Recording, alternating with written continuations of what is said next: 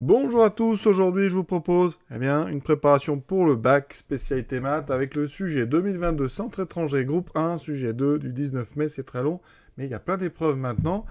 Donc ça, c'est l'exercice 3 de ce sujet-là, et c'est un QCM avec 7 questions. Voilà. Thème, fonction et suite, donc on est parti tout de suite. Quand on a un QCM, très important quand même, lisez les conditions, les règles. Donc ici, comme d'ailleurs partout en 2022 au QCM, il y avait donc une seule et 4 réponses proposées qui étaient exactes, et une réponse fausse, multiple ou pas de réponse, ne rapporte et n'enlève pas de points. Donc si vous êtes le jour du bac et qu'il y a ça, il vaut mieux tenter, essayer, vous avez une chance sur ici 4 à chaque fois de trouver la bonne. Ça peut le faire. Voilà. Donc ici, on est parti. Il faut savoir qu'au bac, pareil, aucune justification n'est demandée. Donc voilà. Alors, première question, on est sur un chapitre, la convexité. On considère donc la fonction définie sur R, ça c'est important, le domaine donc de définition de cette fonction G, c'est R. Son expression en fonction de x, c'est x puissance 1000 plus x, et on vous parle de convexité. Alors c'est une fonction qui est 2 fois, même autant de fois dérivable qu'on veut, donc on va utiliser cette définition de la convexité qui dit la chose suivante, une fonction donc, on va dire f convexe sur un intervalle i, donc je mets bien i, c'est un intervalle, ça équivaut à f seconde positive sur i. Et pour la concavité, eh bien ça fera f seconde négatif. Voilà. Donc ici, rapidement, je calcule, j'ai prime 1000 x puissance 999 plus 1, g seconde, ça sera donc 1000 fois 999, donc 999 avec 3 zéros, fois x puissance 998, plus 0. Voilà. Et bien ici, on a une puissance qui est paire. Donc pour tout x, eh bien réel, x puissance 999 est supérieur ou égal à 0. Ça s'annule une fois en 0. Donc, vous pouvez dire que quel que soit x, donc je vais même être plus précis, appartenant à R, g seconde est donc une fonction positive. Donc d'après la propriété, eh bien g est donc convexe sur l'ensemble de tous les réels. Donc c'est ici la réponse. Alors, G convexe sur R. Alors les autres sont forcément ici fausses. Deuxième question, on considère une fonction, et ici, on vous donne la courbe de f'. C'est très important quand on donne des courbes de bien aller regarder de quelle courbe il parle. Ici, vous voyez, on vous donne ici gamma. Ça va être gamma. Et on a tracé, on vous lit la courbe gamma. Donc c'est donc la courbe de f'. On fait très attention, ça n'est pas f, ça c'est f'. On note t la tangente à la courbe C au point d'abscisse 0. Vous voyez bien que t n'est pas dessiné. Pourquoi? Parce que vous ne pouvez pas le dessiner ici, puisque ça n'est pas la courbe de la fonction f, ça c'est f'. Qu'est-ce qu'on peut affirmer sur cette tangente? Alors, il faut savoir que le coefficient directeur d'une tangente au point d'abscisse 0, c'est le nombre dérivé de la fonction en 0. Donc f' de 0. Ça tombe bien parce qu'ici on a la courbe de f'. Donc le point important sur la courbe, c'est celui-ci, qui va nous permettre d'avoir ici l'image. Donc ici, l'image de 0 ici. On voit bien que 0 est envoyé sur 1. Donc ça veut dire que pour cette fonction qui est f', f' de 0 égale 1. Donc ça veut dire que la tangente a pour coefficient directeur 1. Donc l'équation de t, ça me permet de vous faire réviser, c'est f' de 0, x moins 0 plus f de 0. Ça veut dire que son coefficient directeur c'est 1. Donc on a x plus f de 0. Alors, je ne connais pas f de 0, mais ça, c'est l'équation attendante. Et on vous demande une parallèle. Alors, une parallèle, elle aura le même coef directeur, c'est-à-dire f' de 0. Coefficient 1, donc je cherche parmi les droites qu'on me propose celle qui a un coefficient directeur égal à 1. Alors, il se trouve que y égale 0, c'est une horizontale, coefficient égal à 0. X égale 0, alors certainement pas, c'est une verticale, ça ne peut pas être une tangente. Une tangente est toujours horizontale ou oblique. Ici, y égale 1, c'est une horizontale, donc elle n'a pas une pente égale à 1 et une pente égale à 0, donc la seule possibilité, c'est donc la première, y égale x, qui a bien une pente égale à 1. Donc parmi les 4, c'est forcément celle-ci. Troisième question, une suite dont le terme général est un égale moins 1 puissance n sur n plus 1 et n, donc appartient à grand N. On peut affirmer que la suite est majorée, non minorée, bornée, minorée, non majorée et non minorée. Alors ici, eh bien, qu'est-ce qu'on peut dire? On peut dire que déjà, moins 1 puissance n, c'est soit égal à 1.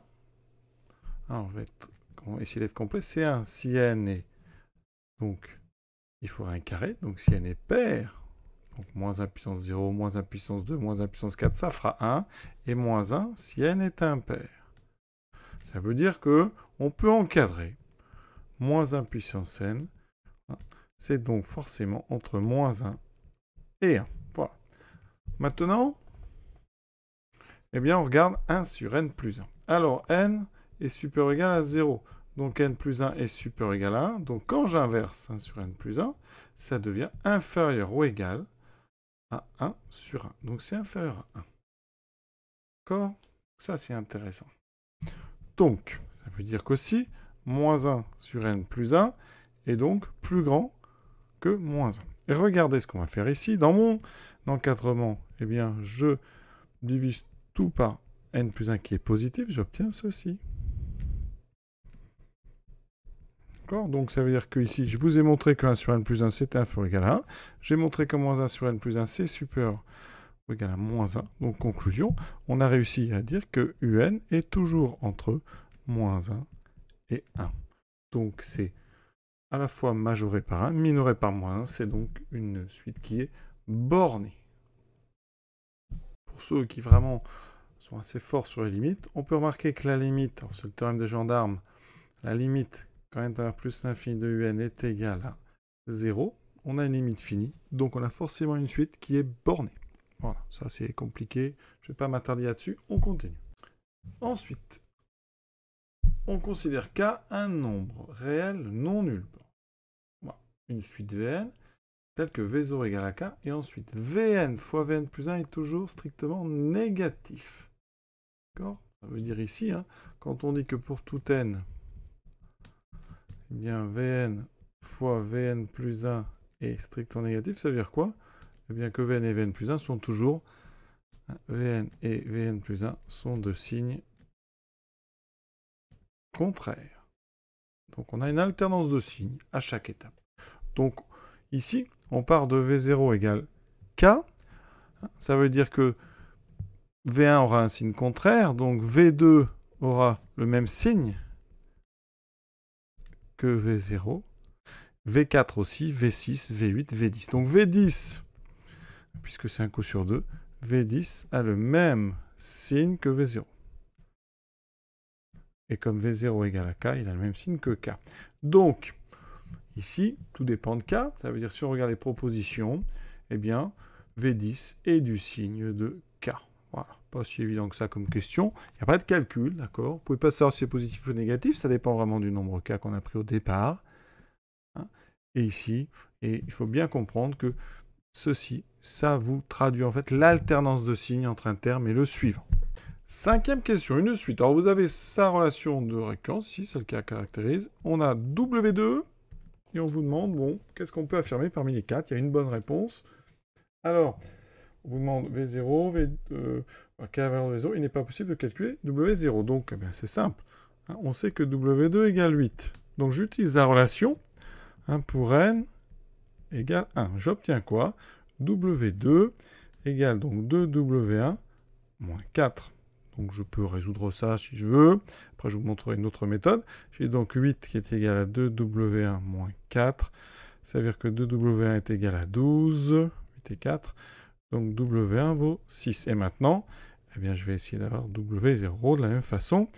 Je sais que W1, si je remplace n par 0, ça me fera 2W0 moins 4. Donc 6 égale 2W0 moins 4.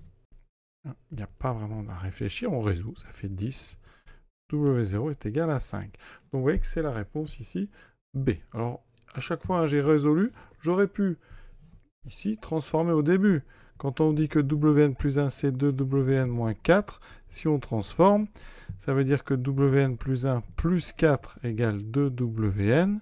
Et donc en divisant par 2, Wn, c'est donc Wn plus 1 plus 4 sur 2. Alors, vous pouvez écrire ça si vous voulez 1 demi de Wn plus 1 plus 4 sur 2, donc plus 2. Et là, l'avantage, c'est que ça va aller un petit peu plus vite. Regardez, si je sais que W2 vaut 8,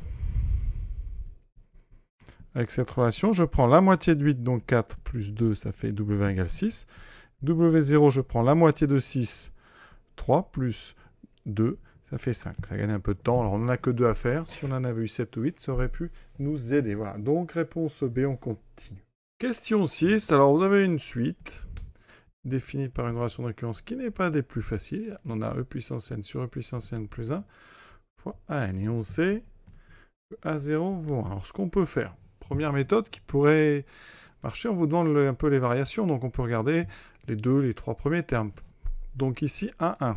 Je remplace n par 0. Ça me fait, donc ici, 1 pour n égale 0.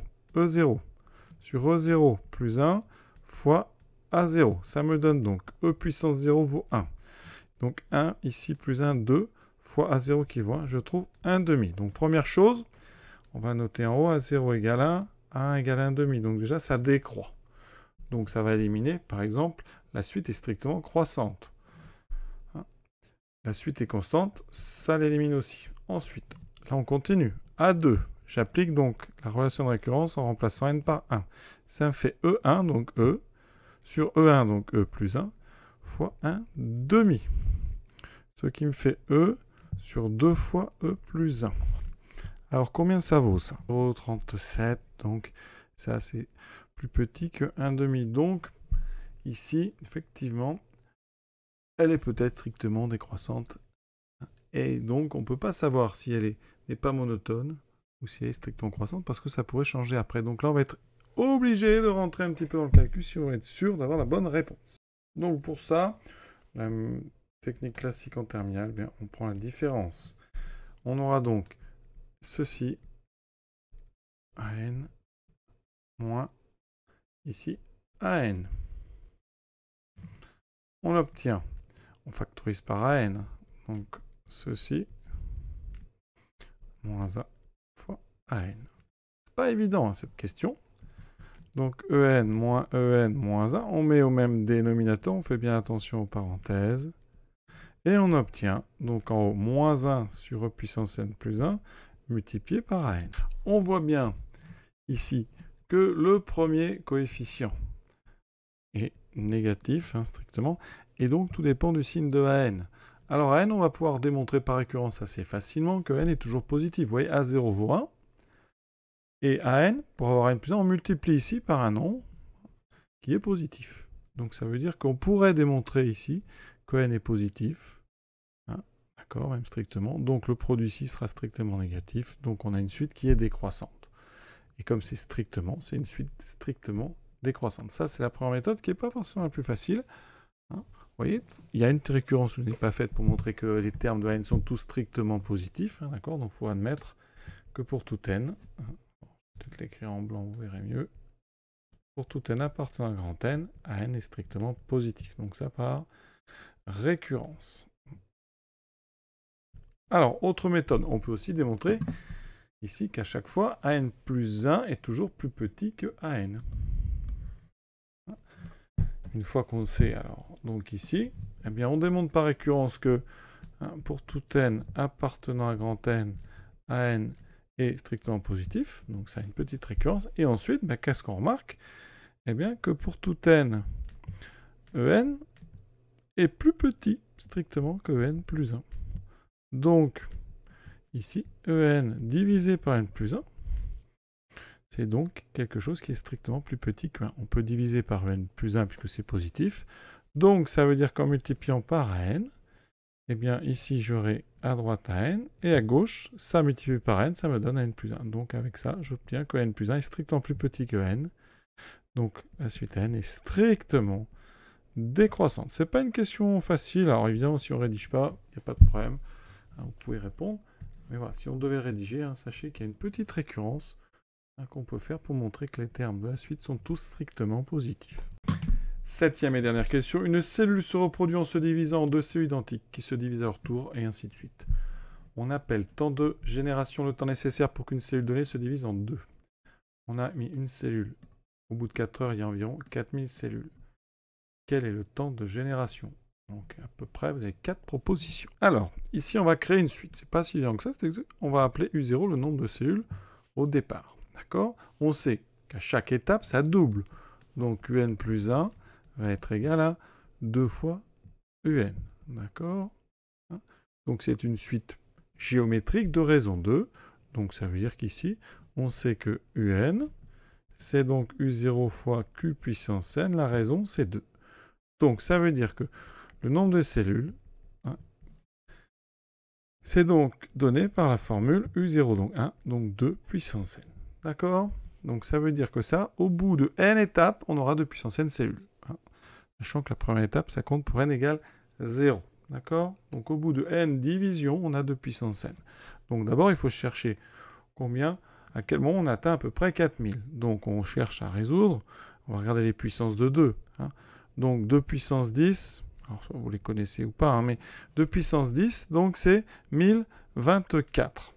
Alors on n'est pas encore, mais ça veut dire que 2 puissance 12, c'est 4 fois plus grand, c'est donc 4096. D'accord? 4 fois 24, 96. Conclusion, donc pour atteindre 4000, il faut donc à peu près 12 divisions. Donc il reste à diviser le temps par 12, puisqu'on a donc eu 12 générations. Donc 4 heures. Alors, ici c'est en minutes, donc 4 heures divisé par 12. Alors ça fait donc 4 fois 60, 240 minutes. 240 divisé par 12, ça fait 20. D'accord? Donc à peu près 20 minutes par génération. Et ça tombe bien parce que c'est la réponse C. Ceux qui veulent résoudre vraiment exactement 2 puissance n égale 4000, mais on passe au logarithme. Ln de 2 égale Ln de 4000. Et vous voyez qu'avec la machine, on trouve n. Donc à peu près égal à 11,97. Donc si on veut un entier, on va prendre n à peu près égal à 12. D'accord? Donc voilà pourquoi on trouve environ égal à 20 minutes. Voilà, ce QCM est terminé. À très bientôt.